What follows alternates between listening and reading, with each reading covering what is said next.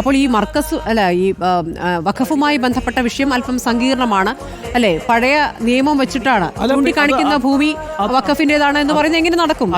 Serious ആയ വിഷയം. അതെ, അത് അവിടെ ഇപ്പൊ ഞാൻ പറയുന്നത് അതൊരു ക്രിസ്ത്യൻ വേഴ്സസ് മുസ്ലിം എന്നുള്ള വിഷയമായിട്ട് മാത്രം കാണണ്ട. പല സ്ഥലങ്ങളിലും അങ്ങനെ മാത്രമല്ല, ഹിന്ദുക്കളും ഒക്കെ താമസിക്കുന്നതാണ്. അപ്പൊ അത് ആ ഭൂമിയെ സംബന്ധിച്ച് പഴയ ചൂണ്ടിക്കാണിക്കുന്ന ഭൂമി എന്ന് പറയുന്ന ആ വിവാദം എന്ന് പറയുന്ന അത്ര ലളിതമായൊരു വിവാദമല്ല. അത് കേരളം അടിയന്തരമായിട്ട് അത് സർക്കാർ മുൻകൈ എടുത്ത് പരിഹരിക്കേണ്ട ഒരു പ്രശ്നമാണ്. ഇല്ലെങ്കിൽ എന്താ പറ്റുമെന്നറിയാം, അത് തെരഞ്ഞെടുപ്പുമായി ബന്ധപ്പെട്ട് മാത്രം ഉണ്ടാകുന്ന ഒരു വിഷയമല്ല. അത് കമ്മ്യൂണിറ്റി വൈസ് വലിയ രീതിയിൽ ആളുകളെ വർഗീയമായി വേർതിരിക്കുന്ന നമ്മുടെ റിപ്പോർട്ടറിലേക്ക് പോകാം. സൈഫുന്നിസ വിവരങ്ങളുമായുണ്ട്. സൈഫുന്നിസ, ഈ യോഗം എപ്പോഴാണ് തുടങ്ങിയത്? ആരൊക്കെ പങ്കെടുക്കുന്നു? ഈ ലീഗിൽ നിന്ന് ഏതൊക്കെ നേതാക്കളാണ് അവിടെ എത്തിയിരിക്കുന്നത്?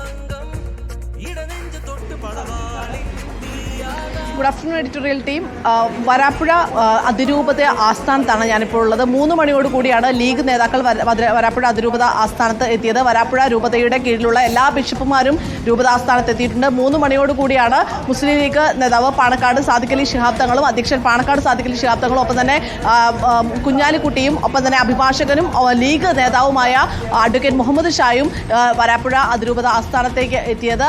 ഈ പാലക്കാട് തെരഞ്ഞെടുപ്പിന് മണിക്കൂറുകൾ മാത്രം ശേഷിക്കുകയാണ്. ഇങ്ങനെയൊരു അതിനിർണായകമായ ചർച്ച മുനമ്പം വിഷയത്തിൽ വരാപ്പുഴ അതിരൂപത ആസ്ഥാനത്ത് നടക്കുന്നു എന്നുള്ളതാണ് പ്രധാനപ്പെട്ട കാര്യം. കാരണം ഇന്ന് സമരം 37ാമത്തെ ദിവസത്തേക്ക് എത്തി നിൽക്കുകയാണ്. ഈ 37 ദിവസത്തിനിടെ നടക്കുന്ന ഏറ്റവും പ്രധാനപ്പെട്ട ഒരു ചർച്ചയാണ് ഇന്ന് നടക്കുന്നത്. കാരണം 22ാം തീയതി സർക്കാരിന്റെ നേതൃത്വത്തിൽ മുഖ്യമന്ത്രിയുടെ അധ്യക്ഷതയിൽ ഒരു ഉന്നതതല യോഗം ഈ വിഷയത്തിൽ നടക്കുകയാണ്. ഇന്ന് തന്നെ മന്ത്രി കെ രാജൻ പറഞ്ഞിരിക്കുന്നത് റീസർവേ ഉണ്ടാകും എന്നുള്ളതായിരുന്നു മുനമ്പത്ത്. ഒപ്പം തന്നെ വഖഫ് ബോർഡും ആവശ്യപ്പെടുന്നത് റീസർവേ വേണം എന്നുള്ളതാണ്. ഇക്കാര്യങ്ങളെല്ലാം തന്നെ ഇന്നത്തെ ചർച്ചയിൽ ഉരുത്തിരിയുമോ അല്ലെങ്കിൽ ചർച്ചയാകുമോ എന്നുള്ളതാണ് അറിയേണ്ടത്. ഏതായാലും നിലവിൽ ഈ സമരസമിതി പ്രതിനിധികളും ഈ വിഷയത്തിൽ ചർച്ച നടക്കുന്നുണ്ട്. എന്തായാലും 22 നടക്കുന്ന ചർച്ചയുടെ ഒരു പ്രാഥമിക ചർച്ച നിലവിൽ ഇപ്പോൾ വരാപ്പുഴ അതിരൂപത ആസ്ഥാനത്ത് നടക്കുന്നു എന്നുള്ളതാണ് പ്രധാനപ്പെട്ട കാര്യം. സർക്കാർ തലത്തിലല്ല, പക്ഷേ ലീഗ് നേതാക്കളും ഒപ്പം തന്നെ വരാപ്പുഴ അതിരൂപതയിലെ ബിഷപ്പുമാരും സമരസമിതി നേതാക്കളും എല്ലാം പങ്കെടുക്കുന്ന ഒരു അതിവിപുലമായ ഒരു ചർച്ചയിലേക്കാണ് ഇപ്പോൾ വരാപ്പുഴ ആസ്ഥാനം സാക്ഷിയാകുന്നത്. എന്തായാലും മുനമ്പം വിഷയത്തിൽ എന്ത് തീരുമാനം ഈ സഭാവിശ്വാസികളും ഒപ്പം തന്നെ സഭാ ബിഷപ്പുമാരും ലീഗ് നേതാക്കളും എടുക്കും എന്നുള്ളതാണ് പ്രധാനപ്പെട്ട കാര്യം. കാരണം വഖഫ് ബോർഡിന്റെ അടക്കമുള്ള വിഷയങ്ങളിൽ ലീഗ് എടുത്തിരിക്കുന്ന നിലപാട് അതിശ്രദ്ധേയമാണ്. എന്തായാലും ഇന്ന് ലീഗ് നേതാക്കൾ 3 മണിയോടുകൂടി വരാപ്പുഴ അതിരൂപത ആസ്ഥാനത്തെത്തി ഇപ്പോൾ ബിഷപ്പുമാരുമായും ഒപ്പം തന്നെ സമരസമിതിയുമായും ചർച്ച നടത്തുകയാണ്. ഇതിലിപ്പോൾ നമ്മൾ ഇക്കാര്യത്തിൽ നോക്കുമ്പോൾ ഭൂമി തിരിച്ചു കിട്ടാനുള്ള നിയമ പോരാട്ടം നടത്തേണ്ടതിന്റെ ഉത്തരവാദിത്തമുള്ളവരാണ് വഖഫ് ബോർഡ്. താല്പര്യങ്ങളുടെയും അഡ്ജസ്റ്റ്മെന്റിന്റെയും പുറത്ത് പരിഹാരം കാണേണ്ടതല്ല വഖഫ് സ്വത്ത്.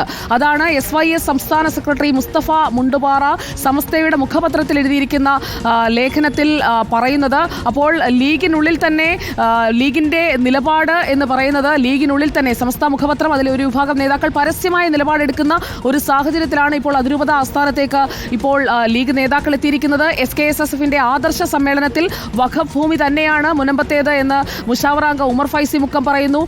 അതിന് വിരുദ്ധ നിലപാട് അബ്ദുസമദ് പൂക്കോട്ടൂർ എടുക്കുന്നു. അങ്ങനെ ലീഗിന്റെ നേതൃത്വത്തിൽ ചേരുന്ന മുസ്ലിം കോർഡിനേഷൻ കമ്മിറ്റി ഒരു യോഗം നടക്കുമ്പോഴും മറുഭാഗത്ത് പരസ്യമായ നിലപാടെടുക്കൽ ഈ വിഷയത്തിൽ ഉണ്ടായിരിക്കുമ്പോൾ അത് അതിരൂപതയെ ബോധ്യപ്പെടുത്തുക, സഭാ പിതാക്കന്മാരെ ബോധ്യപ്പെടുത്തുക എന്നത് എത്രത്തോളം ശ്രമകരമായ ഒരു ദൗത്യമായിരിക്കും ലീഗിന്? സൈഫുന്നിസ.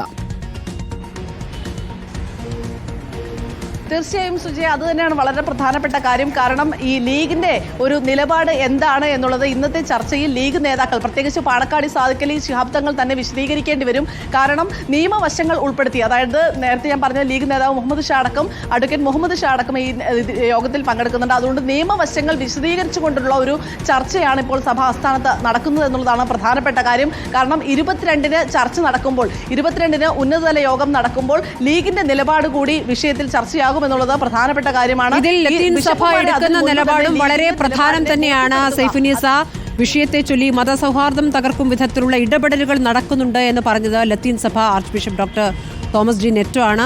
ഭൂമിയുടെ അവകാശികൾ, മുനമ്പത്തെ ജനങ്ങൾ, ഒരു ജനതയ്ക്ക് നീതിക്ക് വേണ്ടിയുള്ള പോരാട്ടമാണ് നടക്കുന്നത്. ചിലർക്ക് ചില പ്രത്യേക താല്പര്യങ്ങളുണ്ട്. ഉപതെരഞ്ഞെടുപ്പിന്റെ പേരിൽ വിഷയത്തിൽ ഇടപെടാൻ വൈകുന്നു. അതിന്റെ കാര്യമുണ്ടോ എന്നും നേരത്തെ ചോദിച്ചതാണ് തോമസ് ജി നെറ്റോ. അപ്പോൾ അടിയന്തരമായി സർക്കാർ ഇടപെടേണ്ട വിഷയമാണെന്ന് ലത്തീൻ സഭ ഇതിൽ കാണുകയാണ്.